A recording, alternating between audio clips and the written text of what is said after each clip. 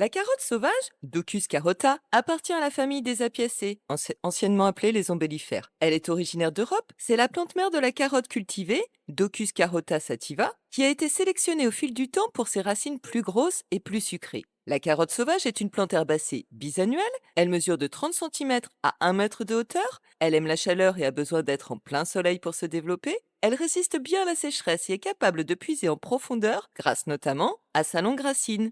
Ses tiges sont solides, creuses, rêches et légèrement velues, souvent cannelées. Ses feuilles sont composées et plumeuses, elles sont similaires à celles de la carotte cultivée, mais souvent plus fines et plus dentelées. Elles sont d'un vert grisâtre, elles ont l'odeur caractéristique de la carotte quand on les froisse. Ces fleurs sont organisées en une ombelle aplatie caractéristique. Chaque ombelle est composée de petites fleurs blanches ou légèrement rosées, avec une petite fleur centrale rouge ou pourpre pour attirer les pollinisateurs. Cette petite fleur centrale est parfois appelée la fleur de la reine. Les fleurs de la carotte sauvage sont entourées de bractées longues, et à la fin du cycle de floraison, l'ombelle se recourbe sur elle-même et forme comme un petit nid. La floraison a lieu de juin à septembre. Ces fruits sont des petits akènes ovoïdes, recouverts de petites soies recourbées, qui leur permettent de s'accrocher aux poils ou aux vêtements et d'être facilement dispersés par le vent. Sa racine est pivotante, blanche, longue et fine. Elle ressemble à celle de la carotte cultivée, mais elle est plus petite et moins sucrée. Elle est comestible, très aromatique, mais plus fibreuse que la carotte cultivée, et elle est souvent de couleur blanche